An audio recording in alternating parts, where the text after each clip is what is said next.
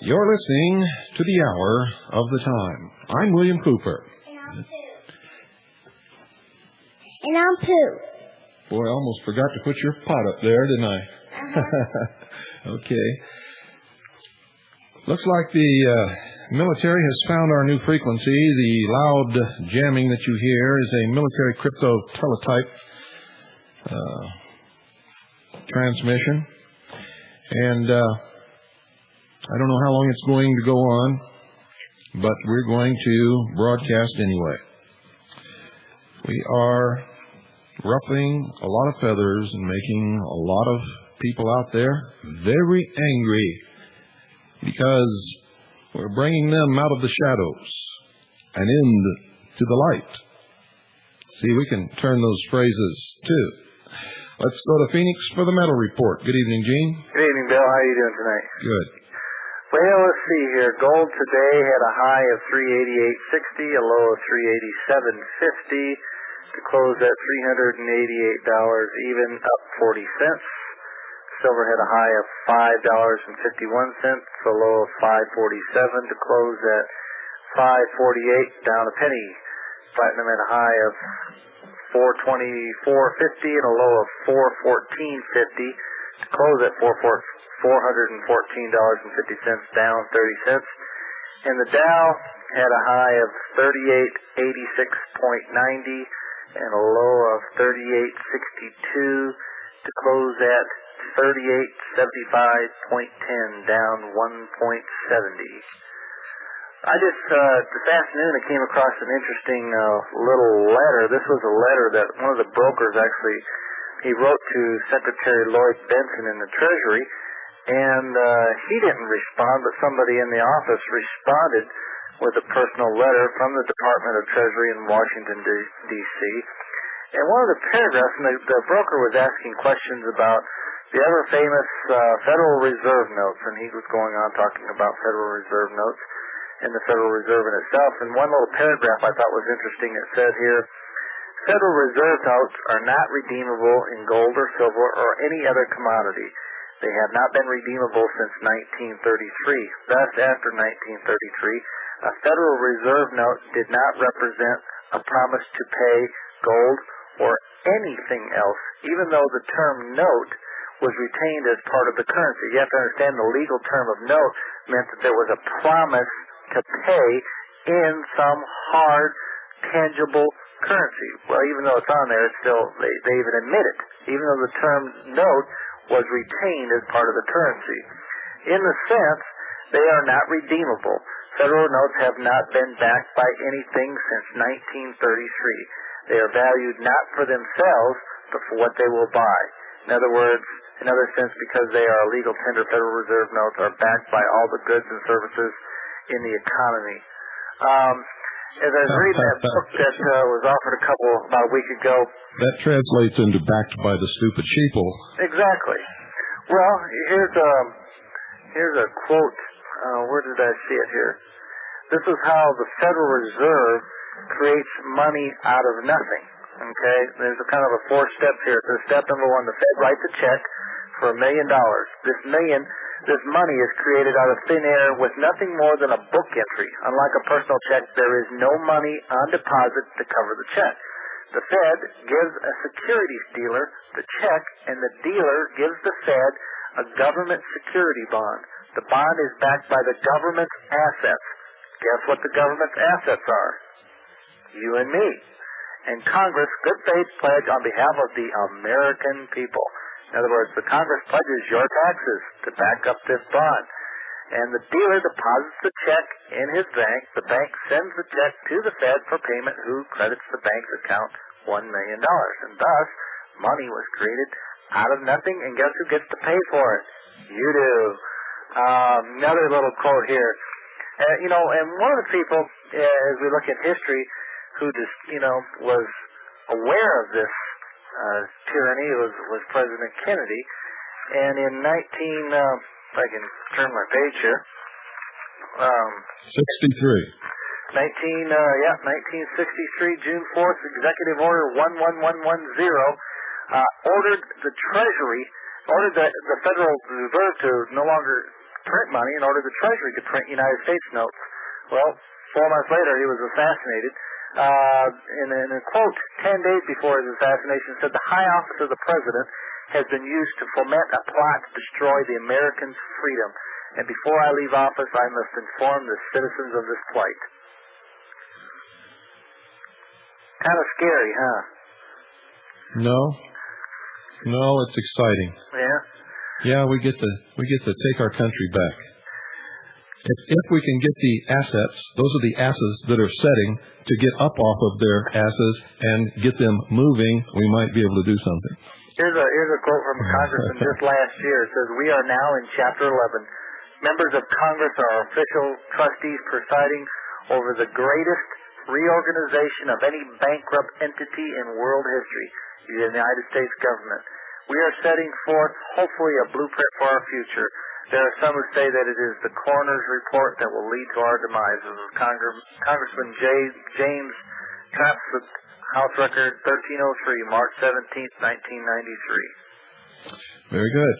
I mean, folks, it's right there before your very eyes. And just to let you know what's going to happen with your wonderful little Federal Reserve notes that you're all sitting on hatching like little eggs. Back in January of 1919, gold brought 170, for an ounce of gold you could buy an ounce of gold for 170 marks in Germany.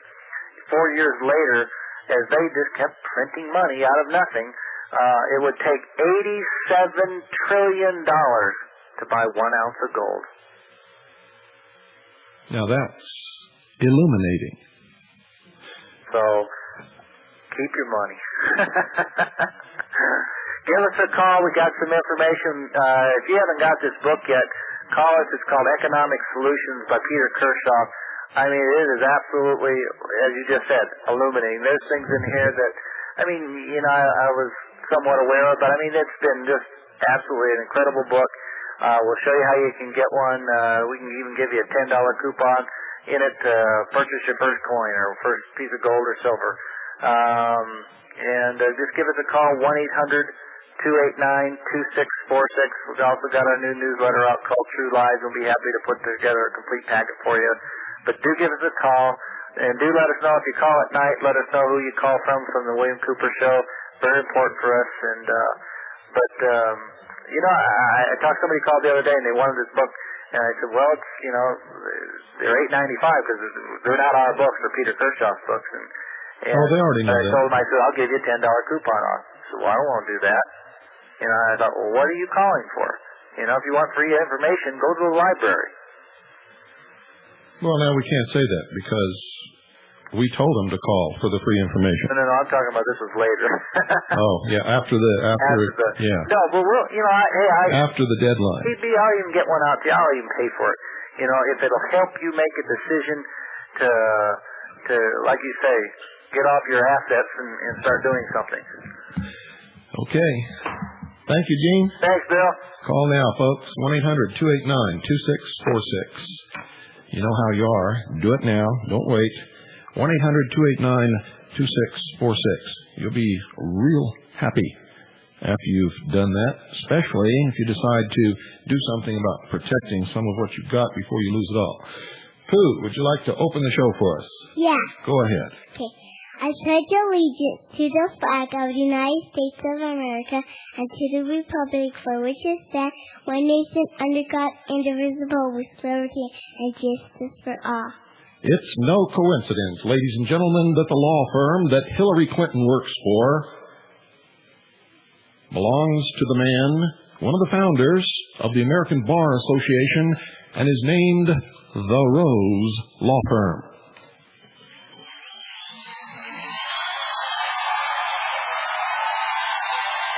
Ladies and gentlemen, the Rose.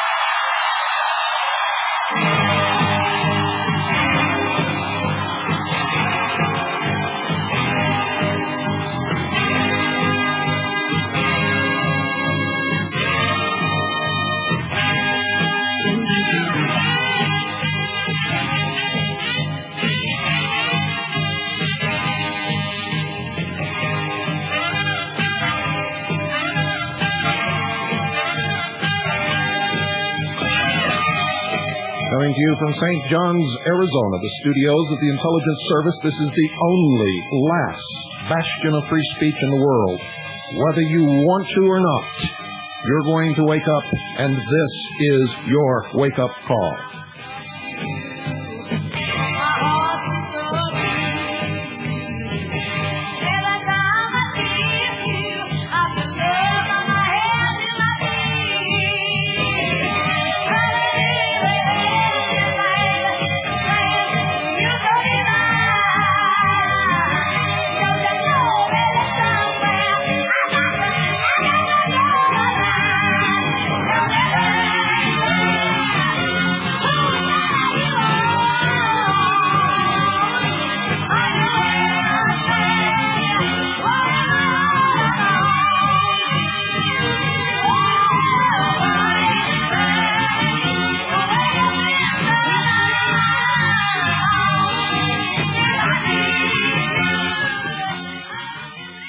Ancient Mystery Babylon sat on or controlled 6 historic world powers. Modern Mystery Babylon, English Freemasonry, sat on. That is, funded and controlled the 7th, Nazi Germany. Likewise, English Freemasonry is today in control of the contemporary 7-nation Trilateral Commission. And there is a great propaganda campaign being waged across this country to make you believe that you are part of the promise of British Israel, so that you will help destroy freedom. The Trilateral Commission is a 3rd-generation offspring of English Freemasonry. The 1st-generation offspring is the Round Table, created by Cecil Rhodes.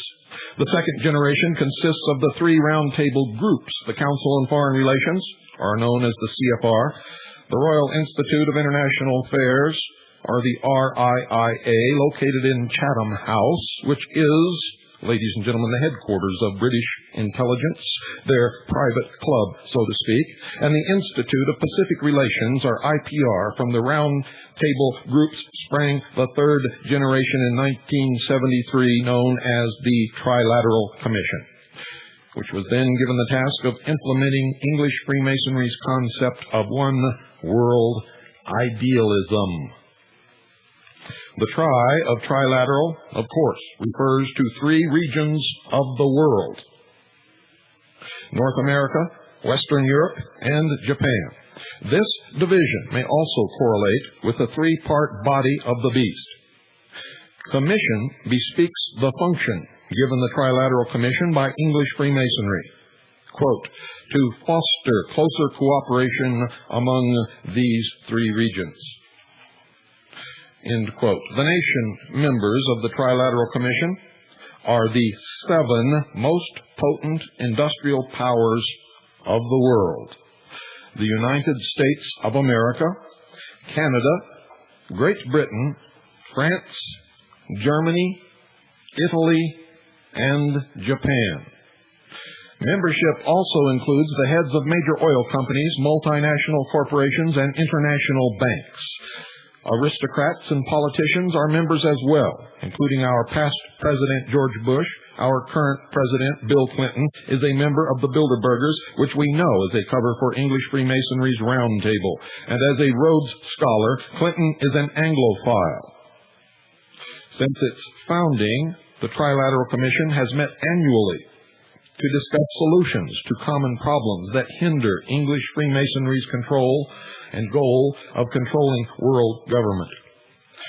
A few months following each annual meeting, the heads of state of the 7 industrial powers hold a summit to work out a strategy for implementing these solutions, a strategy that often involves each nation's legislature. Of course, the subversive lawmakers are Anglophile politicians groomed by the Round Table groups to assure passage of any bill that would serve the special one-world interest of English Freemasonry. Indeed, John's 7 mountains on which the woman sitteth appear to be the 7-nation trilateral commission on which English Freemasonry sitteth. Lieutenant Colonel James Bow Grites is a 32nd degree Freemason of the Scottish Rite. Babylon was the dominant world power when Jeremiah prophesied. Some of his prophecies were pronounced and carried out upon the Babylon of his day. Others were directed at a future Babylon, which name describes an entity, not a literal city of Babylon. We should not, for instance, be looking for the literal city of Babylon in modern Iraq to be rebuilt to fulfill Jeremiah's end-time prophecy. And remember, wherever you hear end time, it translates as end of the age. For the real word that's translated is aeon, which means age. Jeremiah 51, verse 13, describes the location of the end of the age spiritual Babylon. Quote, O you who dwell by many waters, abundant in treasures, your end is come, the measure of your end, end quote. Taken literally, this cannot mean modern Iraq, since Iraq is not surrounded by many waters, nor abundant in treasures. Great Britain, however, is abundant in treasures. She is also completely surrounded by many waters. The Atlantic Ocean to the west, the North Sea to the north and east, and the English Channel to the south. In verse 42, Jeremiah says, quote, the sea has come up over Babylon. She has been engulfed with its tumultuous waves, end quote. Now, taken figuratively, sea means peoples, as in Revelation chapter 17, verse 15, quote, the waters which you saw where the harlot sits are peoples and multitudes and nations and tongues, end quote. London boasts of having every nationality within its city limits. It is not really an English city, but an international city. An interesting scripture concerning the mother of harlots is found in Revelation chapter 18, verse 7. And it reads, quote, how much she hath glorified herself and lived deliciously. So much torment and sorrow give her. For she saith in her heart, I sit a queen, and am no widow, and shall see no sorrow. End quote. Could this scripture signify the seat of Mystery Babylon as well as allude to an actual queen sitting on the modern Babylonian throne? Consider, dear listeners, Queen Elizabeth II of England. As head of state, she is patroness of English Freemasonry and head of the Church of England. Her consort, Prince Philip, 3rd Duke of Edinburgh, is a Freemason. The Grand Master of the British Brotherhood is the Duke of Kent, the Queen's cousin. In January 1983, the Queen and her consort toured the United States. There seems to be no apparent reason for her visit other than the honor bestowed on her by the Bohemian Club of California during the last evening of her stay. And it was quite an extravaganza. The Bohemian Club is a West Coast center for the inner elite of Templar Scottish Rite Freemasonry in the United States. Some of its members are Senator Alan Cranston, former FBI and CIA Director William Webster, former Secretaries of State George Shultz and Henry Kissinger, George Bush, and many, many others. On February the 3rd, 1983, a 5-minute segment of the Bohemian Club's extravaganza in honor of Queen Elizabeth was aired on all 3 television networks. The event began with a view of the Queen sitting slightly high in the middle of the auditorium, as if on top a pyramid. Two dancers entered the stage wearing huge hats hanging from cable. The cone of the first hat was representative of a walled city with a pyramid, or ziggurat, towering in the middle, reminding one of descriptions of ancient Babylon. Obviously, it portrayed ancient Babylon, as you will soon see. At the base of the pyramid, two doors continuously flapped open and shut, displaying inside a large picture of Prince Charles, successor to the British throne, and his wife, Princess Diana. As the dancer in hat moved stage right, the second dancer entered from stage left. The cone on the second hat portrayed the city of London, with Big Ben towering in the center. When both dancers centered themselves with the brims of the huge hats reaching from one end of the stage to the other, a voice, as if out of the very air, bellowed, quote, "O Queen, you have traversed the ages from Babylon to London," end quote.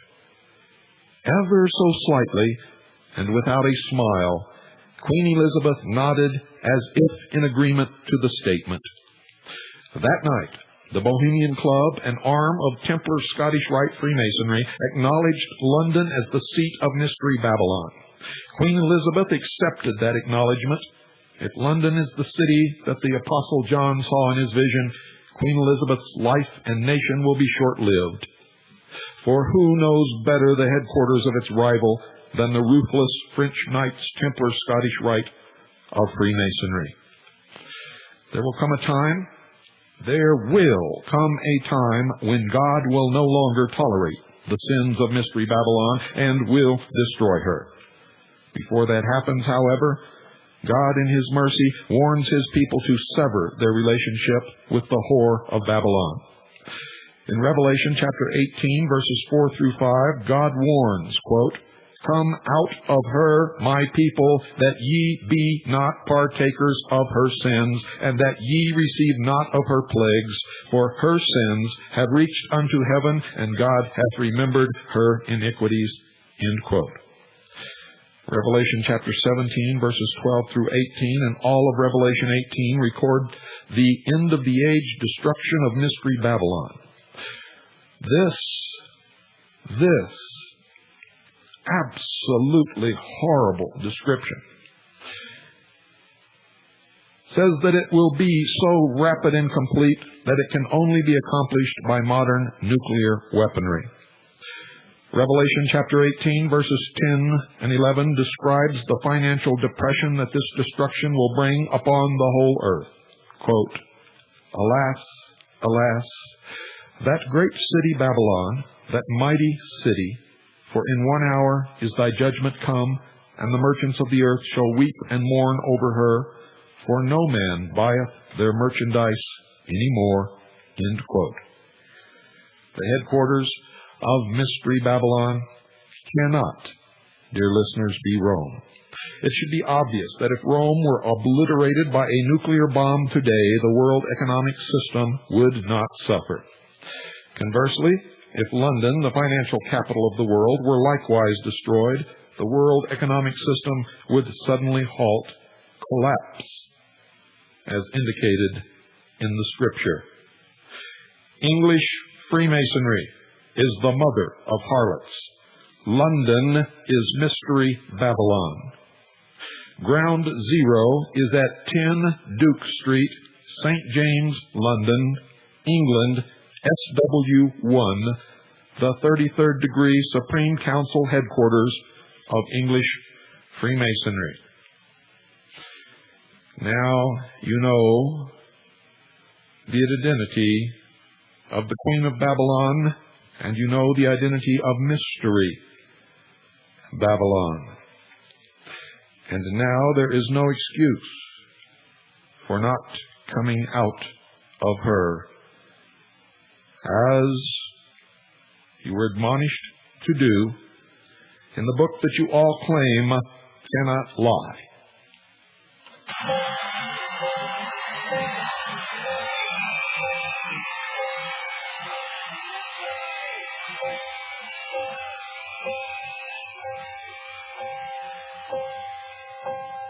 Some say love, it is a river that drowns the tender reed. Some say love, it is a razor that leaves your soul to bleed. Some say love, it is a hunger, an endless aching need. I say love, it is a flower,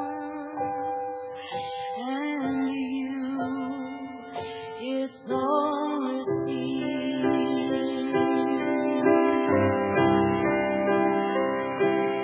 If the heart afraid of breaking, that never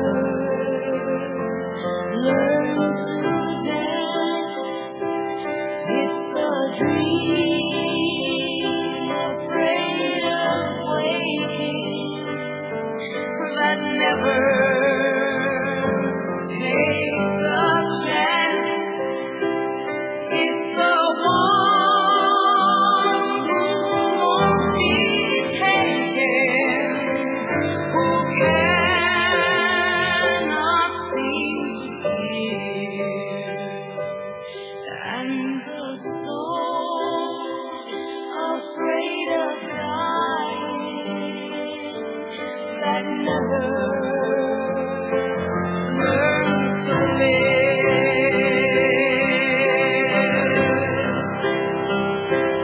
When the night has been too lonely and the road has been too long, then you think that love is only for the weak and the strong.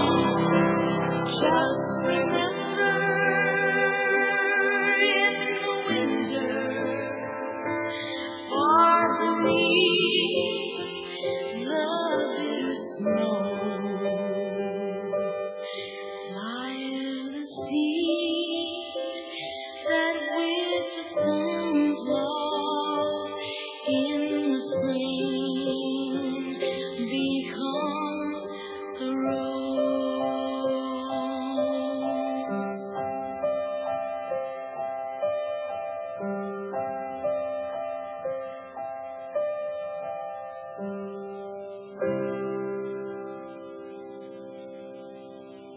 In Isaiah chapter 28, verses 15 through 18, I quote, "We have made a covenant with death, and with hell are we at agreement. When the overflowing scourge shall pass through, it shall not come unto us, for we have made lies our refuge, and under falsehood have we hid ourselves." Isaiah also says, and I quote, "Judgment also will I lay to the measuring line, and righteousness to the plummet, and the hall shall sweep away the refuge of lies, and the water shall overflow the hiding place, and your covenant with death shall be disannulled, and your agreement with hell shall not stand." End quote. George Bush was a member of what is known as the Brotherhood of Death, also known as the Russell Trust. Hell in the Bible literally means grave or crypt. He took his initiation in the crypt at Yale University. The symbol of the Knights Templars is the skull and bones, which is also the symbol of the Brotherhood of Death,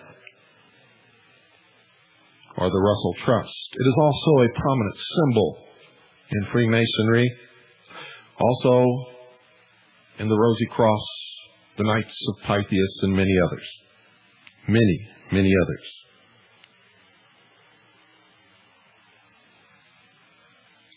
It is time. It is time, ladies and gentlemen, to mature. You now know the identity of Mystery Babylon.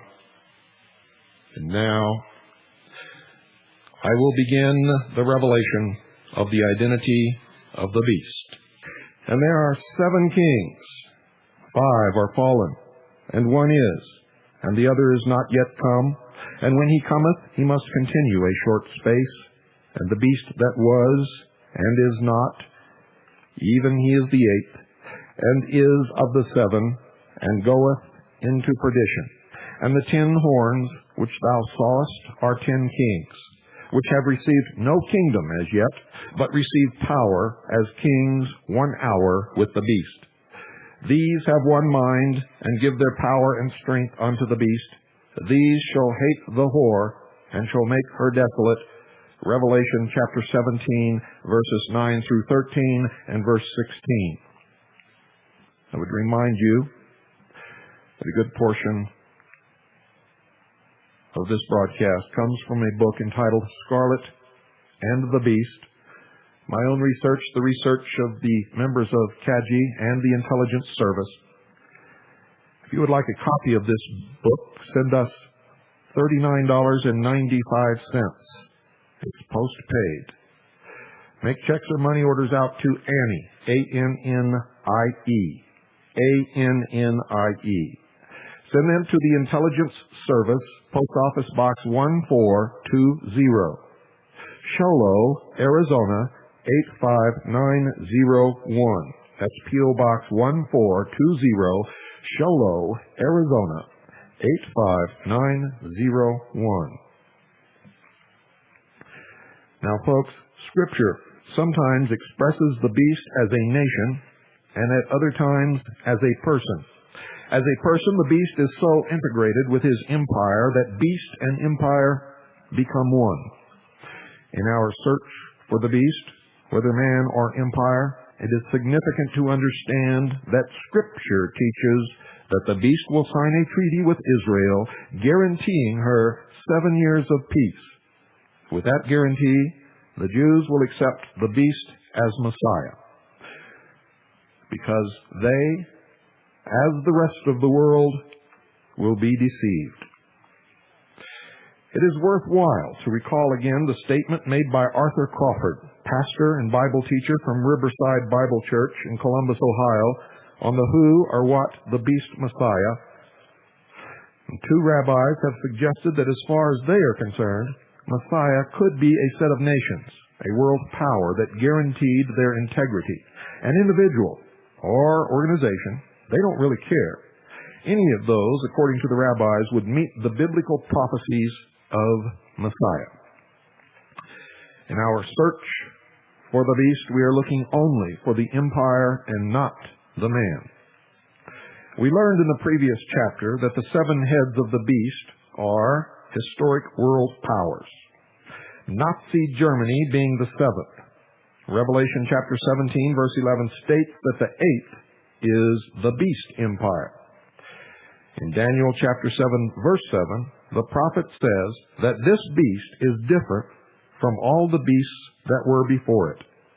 In Daniel chapter 11, verses 36 through 39, the prophet explains how the end-time beast shall differ from all other previous gods, tyrants, and evildoers.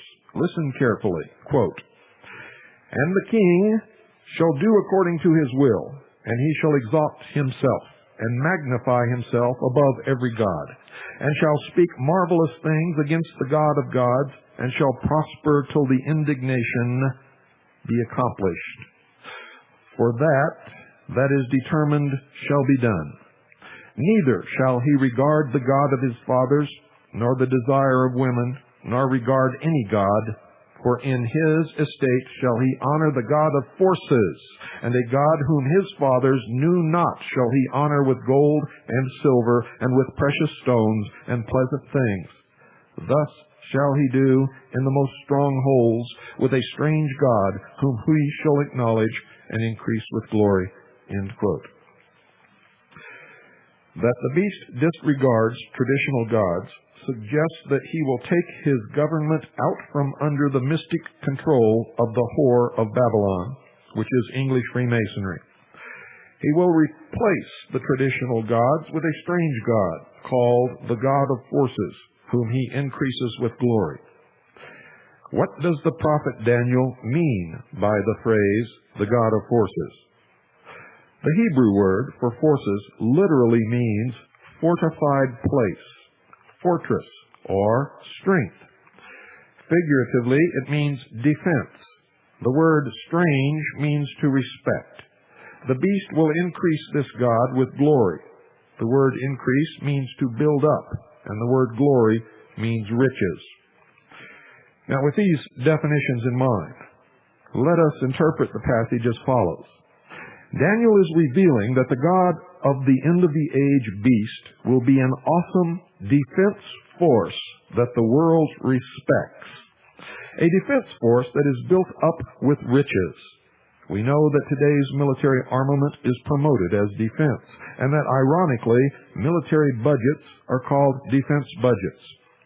Revelation chapter 13, verse 4 confirms the awesome defense capability of the beast. Quote, "Who is like unto the beast? Who is able to make war with him?" End quote.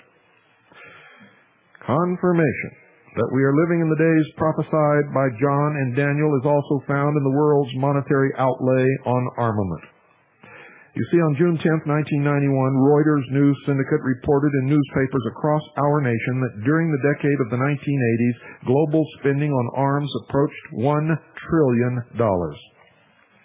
In 1990 alone, says Reuters, world spending on the military was about $900 billion.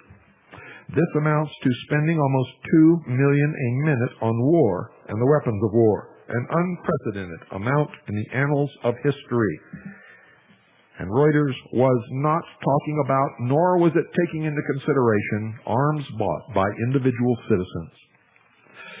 Scripture indicates that the beast will rely upon military might to gain and maintain power. We have, in the course of these broadcasts, seen how all French Masonic-backed revolutions have used military might, violence, and terror to achieve their ends. Remember the reign of terror in France, when the streets literally ran with blood as the heads were lopped off minute after minute, hour after hour, day by day, week after week, and month after month. The guillotines never rested. We can conclude that the beast will be a nation that, with the help of French Freemasonry, will cast out by revolution the horn of a monarchy and form a new nation. When this new nation matures, it will become a mighty nation with an awesome defense force. A nation, ladies and gentlemen, that will, with one exception, have the same characteristics of ancient Rome. The exception? The beast will not follow the mystery Babylonian religion of English Freemasonry, but will instead follow the atheist, humanist tradition of French Freemasonry, secular humanism, whereupon man will declare himself as God. The allegiance of the beast to French Freemasonry is confirmed in Scripture. You may recall that French Freemasonry declared in 1877 that there is no God. It proclaimed its secular humanism in the motto, quote, "To the glory of humanity," end quote. Likewise, the beast regards no God, and like French Freemasonry, which made a God of humanity, the beast then exalts himself and magnifies himself above every God, thus fulfilling Scriptures. Is there further scriptural evidence to support this interpretation of the nature of the beast?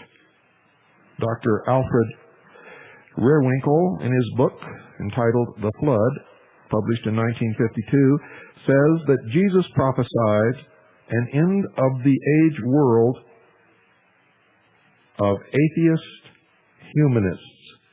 Listen carefully. In Matthew chapter 24, verse 37, Christ tells his disciples that the last days will be as it was in the days of Noah. Rehrwinkel says that, quote, "the generation before the flood was not a pagan, are idolatrous race, end quote.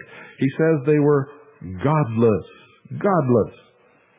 Rehwinkle points to archaeological evidence which supports Scripture, and his thesis, quoting Sir Charles Leonard Woolley, a British archaeologist who has noted, quote, "In no single grave has there been any figure of a god, any symbol or ornament that strikes one as being of a religious nature," end quote. The Old Testament offers further insight into the atheistic, amoral humanism of the beast and his antediluvian precursors, known as the Atlanteans. Genesis chapter 6, verse 4 informs us what antediluvian humanity was like. Quote, "There were giants in the earth in those days, and also after that, when the sons of God came in unto the daughters of men, and they bare children to them, the same became mighty men, which were of old, men of renown," end quote. Rehwinkle unravels the enigmas of this passage from Genesis and applies it to the atheistic humanists of our day and world. Quote, "The Hebrew word Nephilim means more than what we understand by the term giant. It means those that fall upon others, brigands, thugs, tyrants. These Nephilim were famous in that world. They had made a great name for themselves through their acts of violence, lawlessness, and corruption. They were known by all, and their statues were probably found in the antediluvian shrines of honor. There are Nephilim, or giants, in the world today. They are the men who rule this world. They hold their councils in secret. They dispose of countries and millions of human beings as so many figures on a chessboard. They confiscate property that does not belong to them and condemn millions of innocent people to a horrible death of misery and starvation. They blot out whole cities of men, women, and children with hell-born missiles of death, but they are applauded as great men and renowned, and their portraits and statues are given a place of honor in the halls of fame in our world today," end quote. Rehwinkle suggests that the sons of God were not supernatural beings, but powerful men who considered themselves as gods, exactly as it was stated in the Garden of Eden. A humanistic philosophy which follows atheism. Likewise, we see that Daniel's beast is atheistic because he regards no God. The beast reveals his humanist face when he declares himself as God. If the beast God arises out of French Freemasonry, it is understandable why, according to Revelation chapter 17, verse 16, he will destroy his competitor, English Freemasonry, which believes in many gods.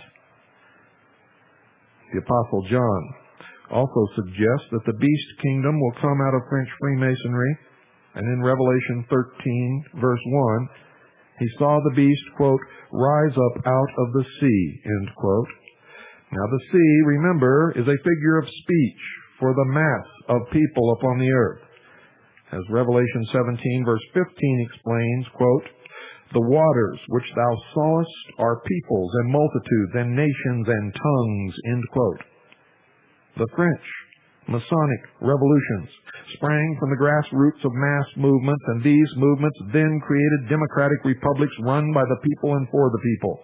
Unlike English Freemasonry, which wants a world government run by an elite aristocracy, French Freemasonry is working feverishly toward a universal democratic republic run by the people. If the beast arises out of French Freemasonry, naturally the beast's empire will be a democratic republic, as was ancient Rome, and that is why I caution you on this broadcast that there is no patriot organization. The leaders of both sides are controlling this clash, and it really makes no difference which side wins. One, you will be under the aristocratic control of English Freemasonry. The other, you will be under the socialistic, communistic control of French Freemasonry. Most of the leaders in the Patriot movement belong to the Scottish Rite of Freemasonry, which are the Templars of France. You had better wake up, ladies and gentlemen. You are being manipulated beyond manipulation, and you haven't got the basis in education or understanding to even know which way the tide is flowing.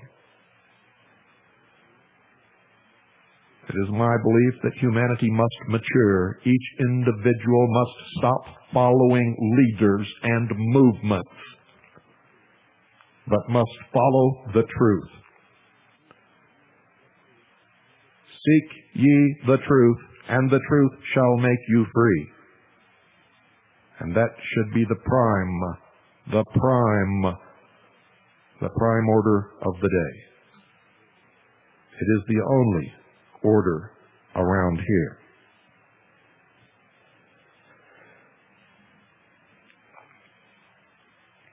The only order around here. Clarence Larkin, in the book of Revelation 19:19, pictures the beast as having 7 heads with 10 crowned horns on the 7th head. At first, reading this would appear to be the description in Revelations 13, verse 1. And I stood upon the land of the sea, and saw a beast rise up out of the sea, having 7 heads and 10 horns, and upon his horns 10 crowns.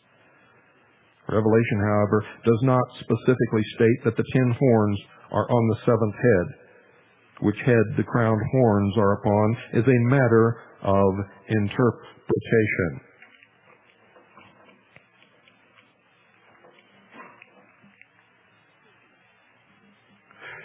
It could be, dear listeners, that the 10 horns are actually the 8th head in Revelation, chapter 17, verses 10 through 11.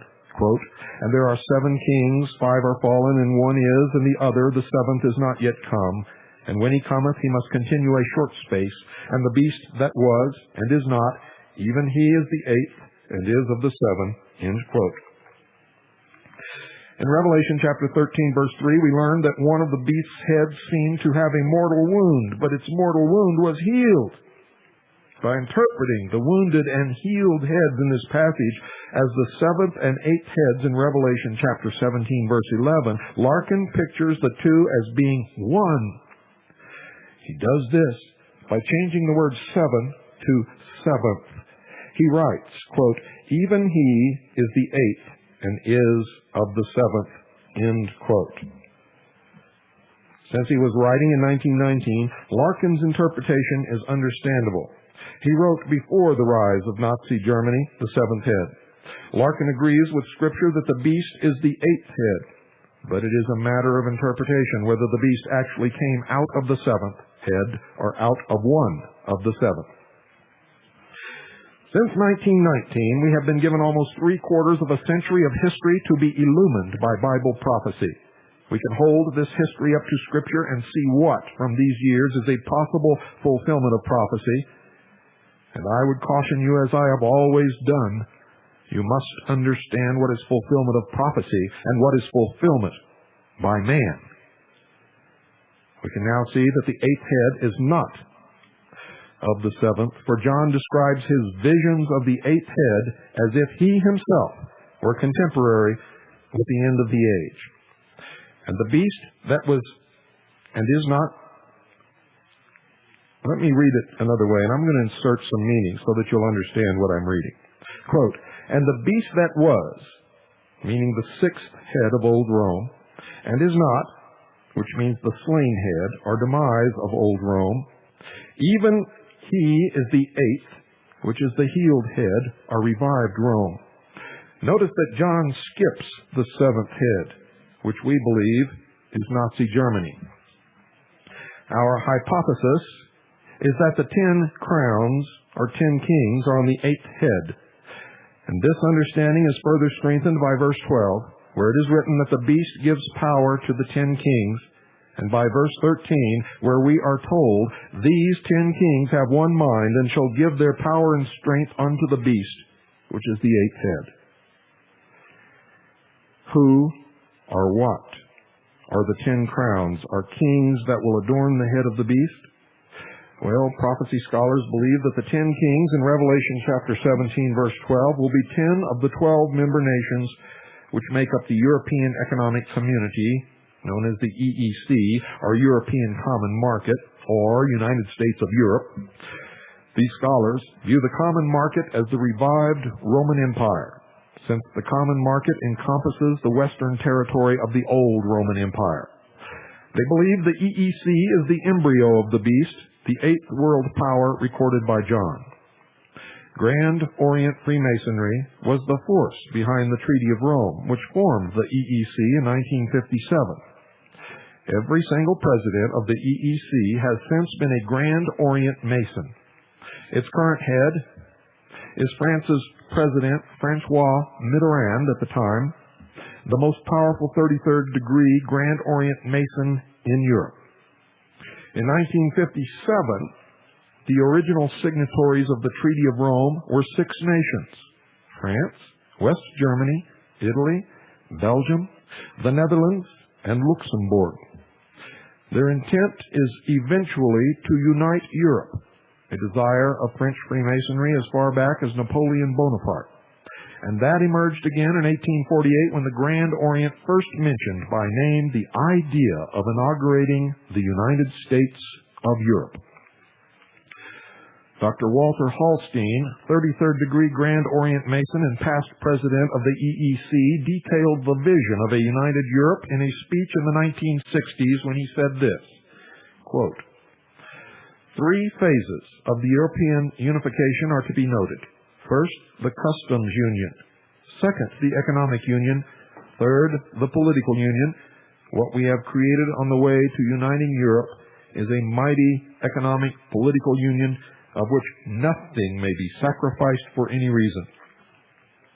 Its value exists not only in what it is, but more in what it promises to become.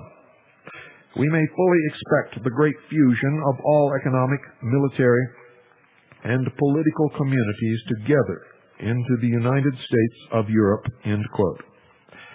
Charles de Gaulle, President of France from 1958 to 1969, used the EEC as an instrument in the service of French interests, attempting once in 1963 to unite Europe under its banner, with France the leader. De Gaulle failed when opposed by West Germany. De Gaulle did, however, successfully oppose in 1958 and 1963, that's 1958 and 1963, 2 attempts by Great Britain to join the EEC. For economic survival, London organized in 1959 the 7-Nation European Free Trade Association, or EFTA, with Austria, Norway, Portugal, Sweden, Switzerland, Finland, and Iceland. The purpose of the EFTA was to reduce tariffs on imports received from other member countries. As described in Revelation 17, verse 9, this combination of 7 nations should be considered the whore of Babylon, English Freemasonry, sitting on 7 heads. The EFTA, however, ceased operation when England, Denmark, and Ireland were allowed to join the European Common Market in 1973. The very same year that the 7-Nation Trilateral Commission reared its ugly head and was founded by the Anglophile Council on Foreign Regulations under British Freemasonry. In 1981, Greece joined the Common Market, increasing the total to 10. Bible prophecy scholars were ecstatic. I don't know why. It signifies great suffering. This joy, evinced by some, is sickening to me. But since that time, Spain and Portugal have joined. The EEC, however, is still considered by scholars as part of the future revived Roman Empire, which entity, if this interpretation is correct, will in God's time consist of 10 nations. The EEC inaugurated the United States of Europe, or the USE, on December 31st, 1992, 7 years to the day of year 2000. 10 of the 12 nations voted to accept the Eurodollar as common currency. The 2 holdouts were England and Ireland. In July 1993, both nations voted to accept the European currency, although there are still 12 nations in the EEC. When the beast burns London, Ireland will fall too, and there will be 10 nations. Good night, ladies and gentlemen, and God bless you all. We will continue this tomorrow night and every other night as long as it takes. And we will absolutely pinpoint and identify the beast.